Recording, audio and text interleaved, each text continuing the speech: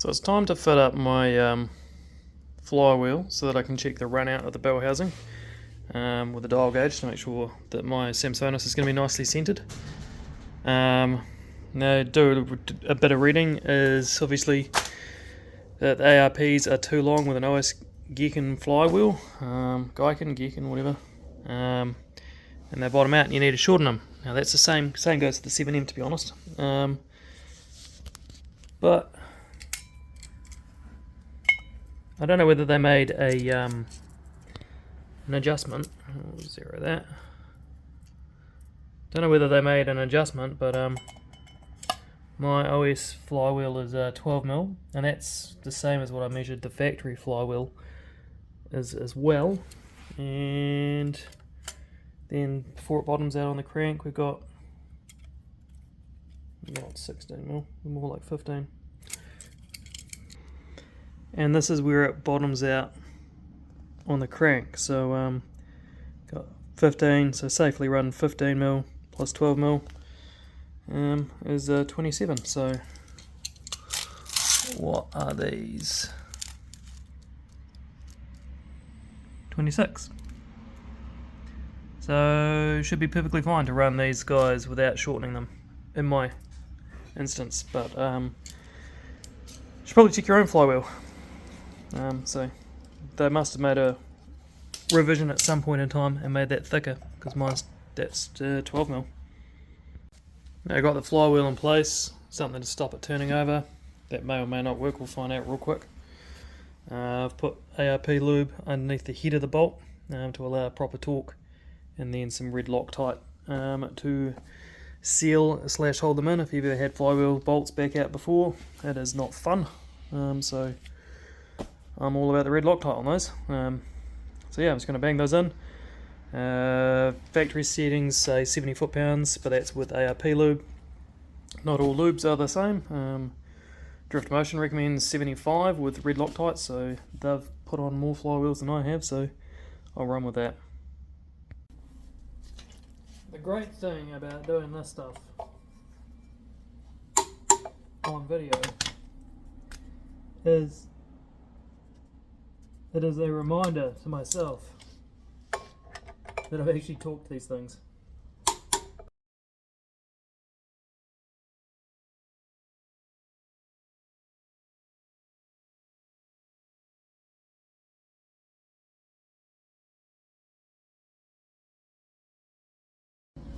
So what I'm going to do now is try my very best to clean up the back of this block surface.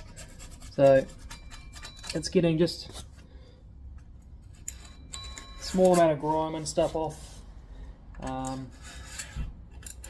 All this stuff can actually displace your bell housing alignment a little bit if it lifts ever so slightly on one side, and could be the difference of it actually being perfectly aligned or not quite. Now, reasons to properly align your gearbox: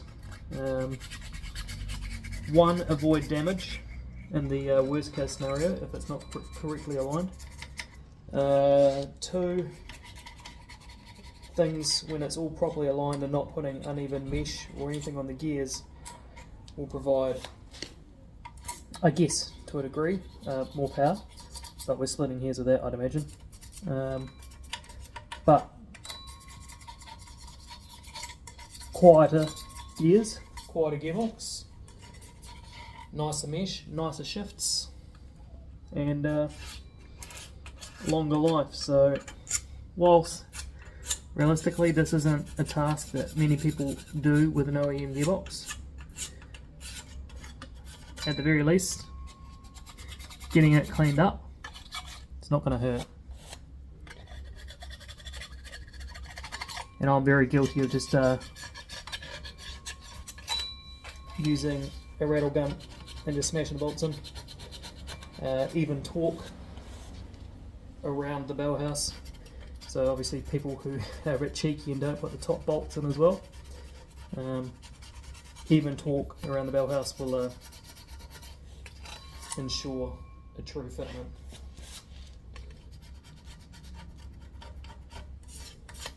when you spend as much money as I did on a gearbox with my Samsonas, you'll do this. But this also, could be the difference of why one guy's R154 lasts really well and yours don't. This could be the difference. Now that I've got my surfaces all clean, I'm going to get the bell housing on. I'm going to torque that to the block. I'm going to clean this as well.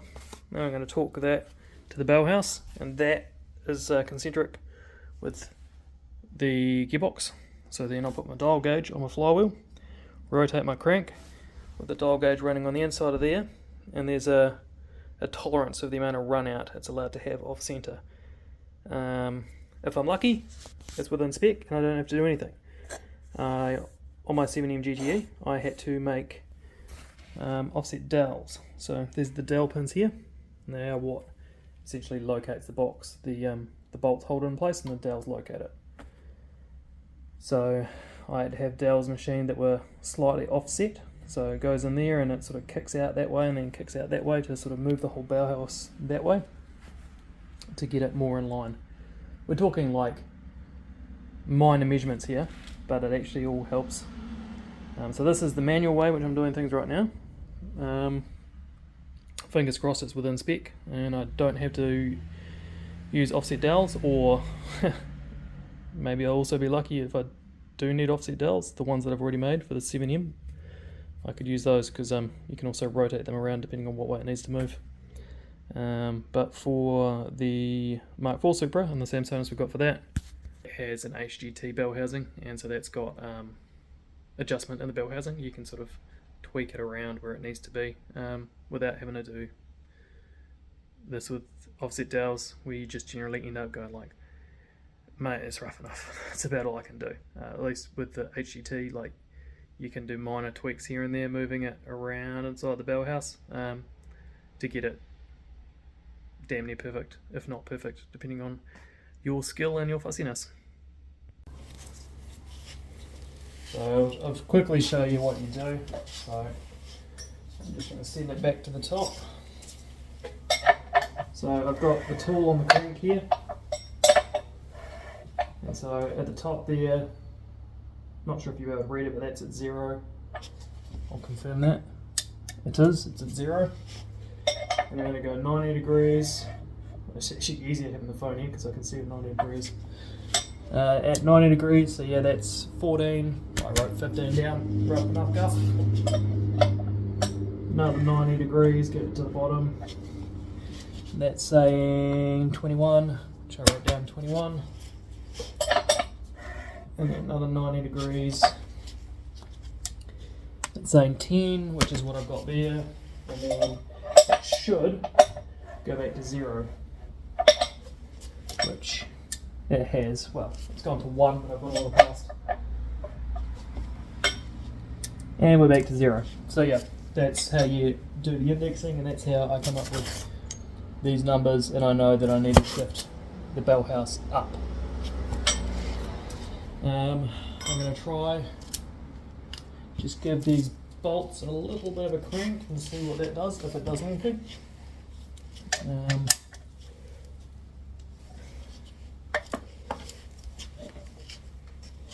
But next step is chucking those offset dowels. The frustrating thing is it's already pretty tight. The frustrating thing is it's actually already pretty close to spec. Pretty sure last time I asked Samsonas about it, they were like, oh man, that's close enough, don't worry about it. But I just want to try and get it the best I can, to be honest, so I will try. And this is the worst part about the job, obviously.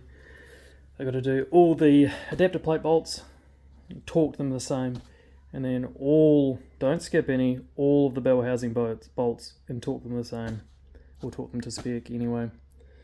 And then get it on. And then hopefully this time it's right. And if it is, now I've got to take it all off, because I've still got to put the clutch on. And then I'm going to pull these bolts out one by one and I'm going to put some Loctite on them because I do not want those fuckers backing out. I do not want anything to move, especially that I can't actually access once the car's actually assembled. So yeah, I'll put a little bit of blue Loctite on those. But yeah, I'll get all these in, get them all torqued, get it on there, get that all torqued. Hopefully you give me the answers I want to see, and then I pull it all off. So the adapter plate is off. I've pulled out the straight dowels, and time to chuck in the offset dowels with the offset facing up to move the bell house up. So get those lined up and give them a wee tap home, and hopefully we are good. I think I'd be extremely lucky to have it 0-0. It's probably going to end up being too far that way now, I'd say, but hopefully within spec too far that way, you know what I mean? Anyway, cross your fingers for me, because these are the only offset dowels I've got. Well, that took a lot of fucking goes. So pretty sure the requirement is less than 0.2 of a mil or whatever it is. Shows 20 on the gauge, less than that. So I started with 21, so we ended up with 6 and 3 minus, it's obviously your difference is only 3, and -1 and 15, so your difference is like 14 or 16, one of the two. Either way, both, every direction now is within spec. That was an absolute nightmare. So at least now the offset dowels are sandwiched between here and here. So now I'll pull everything off again, and one by one I'll back one of these out, Loctite it and get it back in so this doesn't fucking move, and at least that's set and now the gearbox can go on. Thought I'd better quickly show this before I checked it on. So that is my triple plate clutch, always geeking, I don't know how to say it. So yeah, flywheel was already torqued, they were already marked, I've seen that, I can refer to my video in case I have one of those paranoia moments. All plates cleaned up because it's been set around and chucked in. This is a second-hand unit, it's not brand new, but I got like 8 years or something out of my second-hand 7M one, so I'm pretty confident I'll get a bit of life out of this. So a little bit of blue Loctite on those just to be safe. Got those all tightened up. Same on here, undid these all one at a time. A little bit of blue Loctite. Torqued them to spec. And now I am going to throw the bell house on the block and then torque all those. Then try and slide the Samsonas in. The only thing which I've just thought of is I hope that it's still good. I hope that that positioning is all good. To here, obviously this can change over time due to plate wearing and everything, and that was all set up on my 7M I'm gonna say not long ago, actually 2 years ago. So yeah, hopefully I'll have to check the clearance on that thrust bearing, on the throw-out bearing, to make sure that it's not touching these fingers or anything like that. Or if I even, to be honest, if I even need to shim it, because those actually look like they're sat further in than they were on the 7M. Well, I got about this for that. Then I remembered, it's been a while since I've done a clutch. What do you do with clutches? You align the bloody plates. I didn't even try to put it in. I was just, when I was just about to lift up the gearbox to shove it in, I was like, oh, I've just tightened up all of that. Been pedantically torquing everything so it's all nice and even. And I'm probably going to have to pull the bell housing off. I don't have to, but all the bolts, I can get to all the bolts I guess, for the pressure plate to release the pressure and slide an input shaft tool in and then tighten them back up without taking off the bell housing. It's just going to be a pain in the ass doing it through the inspection holes. Kind of one of those things, is it going to be quicker to remove the bell housing? I don't know, I'll decide. But it's like 1 AM. I'm just going to call it. I'm going to have to do that another day because I don't have the tool here. So Oh well. Close. Some progress.